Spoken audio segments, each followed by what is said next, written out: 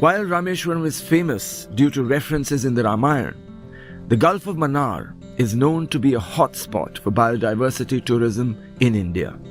It's stunning when you look at how the randomly scattered boats on the sea seem to make such an aesthetic pattern. I can't think of any place better than Rameshwaram and the Gulf of Mannar where scenic beauty is concerned.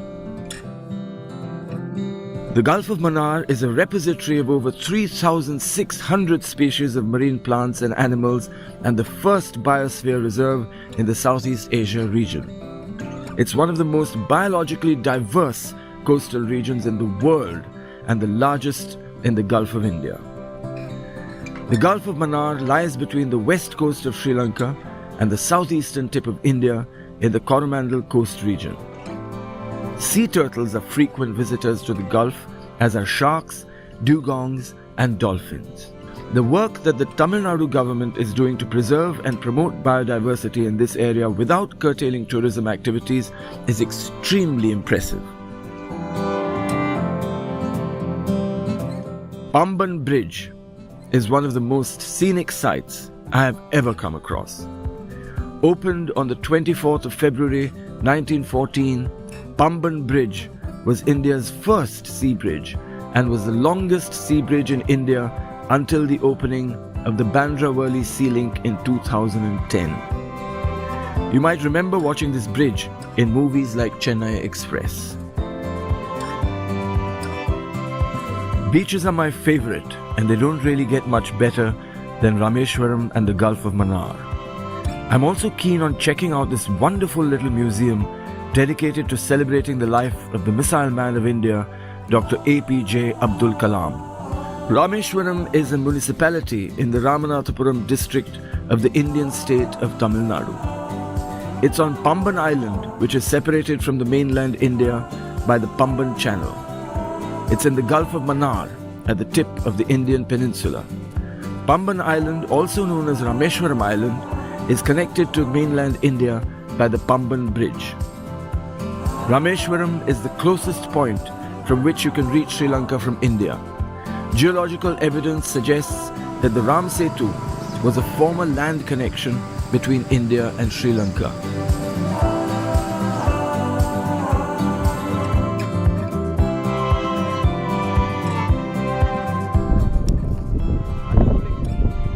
Wow. Lighting, everything is superb, no? It's classic. I know, right? It's the new Royal Enfield Classic. It's back. This bike, the design is absolutely timeless. Did you know that they have taken inspiration from the bikes that they designed way back in the 1950s? Oh. Isn't that amazing information? Yes. Thanks, Rup.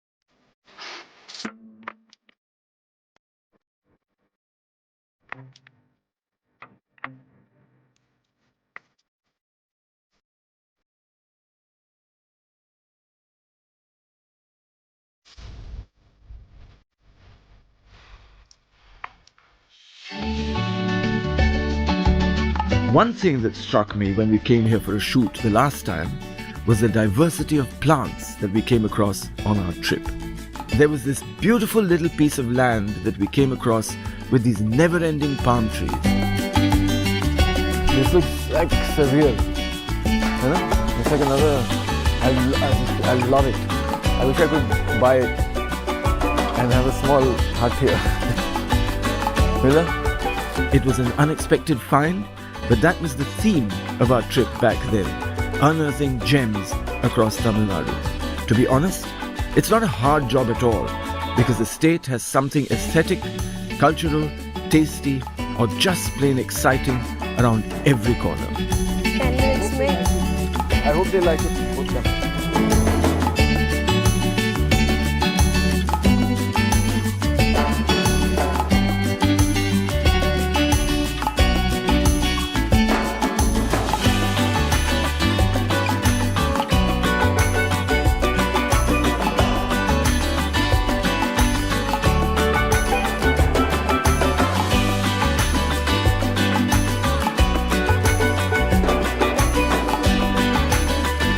Dhanushkodi is an abandoned town at the southeastern tip of Pamban Island of the state of Tamil Nadu in India. It is southeast of Pamban and is 24 kilometers west of Talaimanar in Sri Lanka. The town was destroyed during the 1964 Rameshwaram cyclone and remains uninhabited in the aftermath. The town of Dhanushkodi is believed to be the place where Lord Ram had ordered Lord Hanuman to build a bridge that would carry his army across to Sri Lanka, where the demon king Ravan had kept Sita captive. As ordered, Lord Hanuman had obliged, and it was here that the Ram Setu was built by the Vanar Sena. Once his wife was back, Ravana's good brother Vibhishana requested Lord Ram that the bridge be destroyed so that his kingdom would be safe. Lord Ram obliged and flung his bow. Its end landed at the same spot, and the bridge immediately collapsed a couple of feet below sea level, where it still lies under the name Adam's Bridge.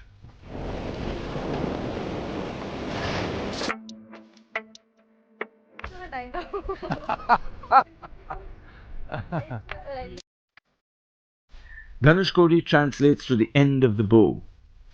Post the calamity, the government, after analyzing the perilous location of Dhanushkodi, declared it as an uninhabitable place. Hence, the place got popular as a ghost town.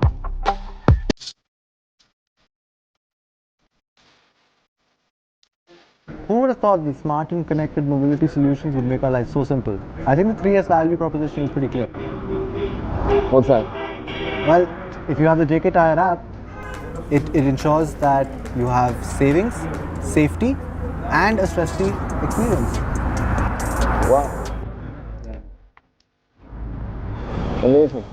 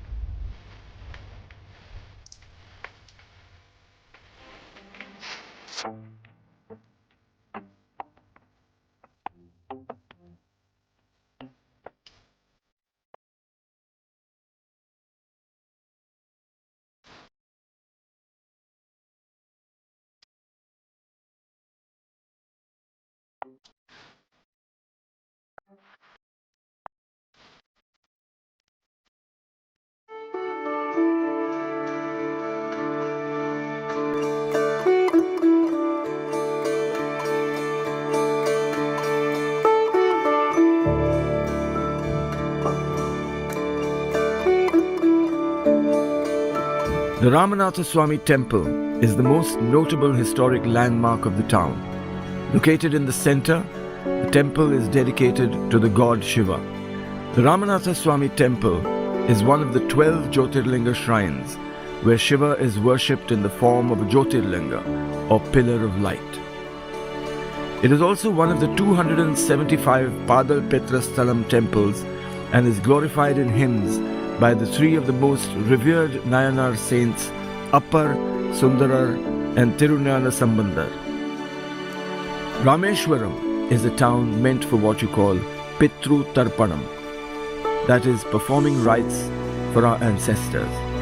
It is very auspicious to perform these ceremonies there, as the mythology says that Lord Ram himself performed the rites there. The temple in its current structure was built during the 12th century by the Pandya dynasty. The temple has the longest corridor amongst all Hindu temples in India.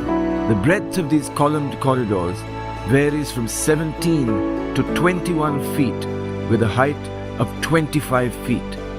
Each pillar is sculpted in Nayak style, similar to what we witnessed at the Meenakshi Amman temple. Over the year, various rulers have preserved and added to this temple.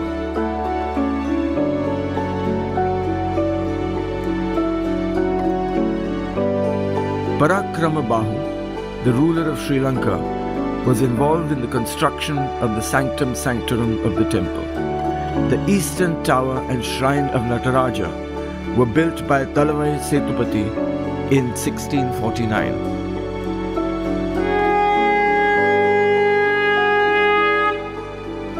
The second enclosure is built by Chinna Udayar Setupati and his son Raghunatha Tirumala. The third enclosure was constructed by Muthu Ramalinga Setupati, 1725 and 1771. His statue is located at the entrance of the corridor.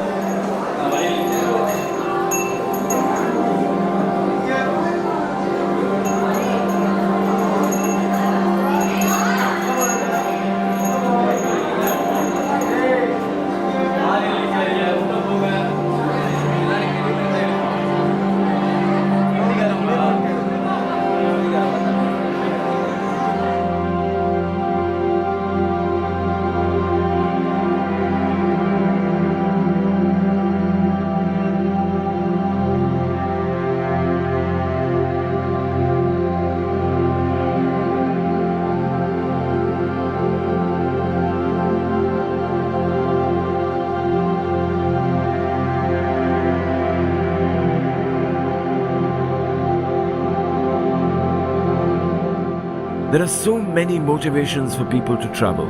There's pilgrimage, adventure, wildlife, the list goes on and on. What really strikes me about Rameshwaram and the Gulf of Mannar is that it caters to a spectrum of travelers. From offering prayers at the majestic Rameshwaram temple to devouring scrumptious fish on the beach stalls, there is no way that you won't find something that pulls on your heartstrings in this magnificent beach town.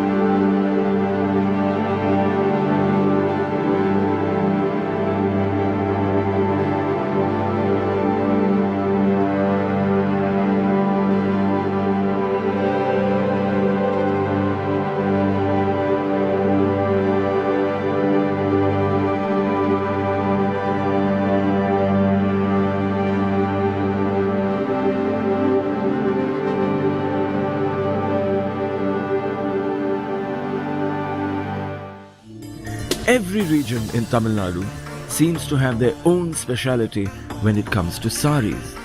Rameshwaram is famous for high quality silk saris. The variety you find here is astounding.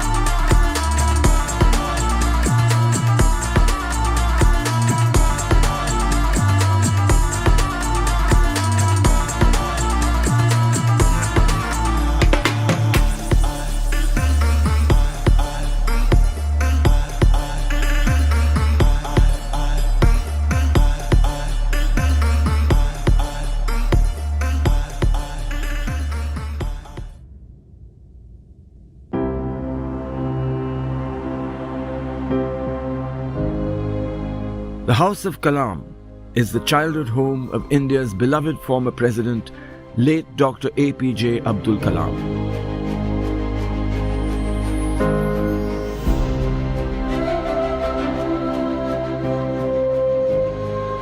Dr. Kalam was born and raised till his teenage years in the temple town of Rameshwaram.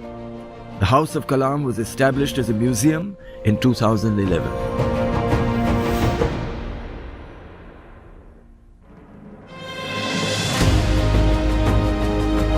Today the gallery houses photographs from the President's childhood and his transformation from a small town boy to one of the most valued scientists in the country.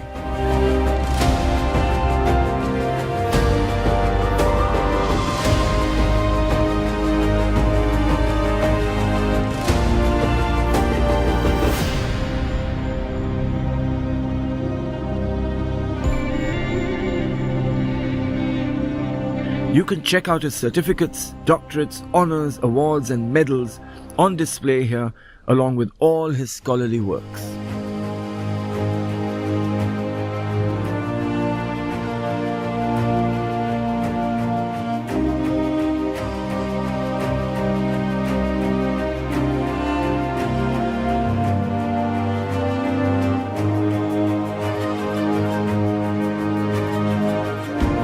As my trip is edging closer to the end, I find myself reminiscing about all the fantastic experiences that I've had.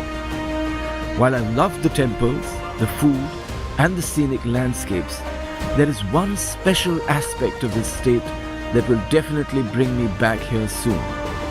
From the ranger at Madumalai to the trainers at Annamalai, the owner of Chukumali coffee in Madurai to the lovely ladies at the vineyards, everyone I've met has an infectious smile. This warmth makes you feel at home even when you're miles away. I wonder if the warmth has something to do with the Tamilian culture. Let's find out.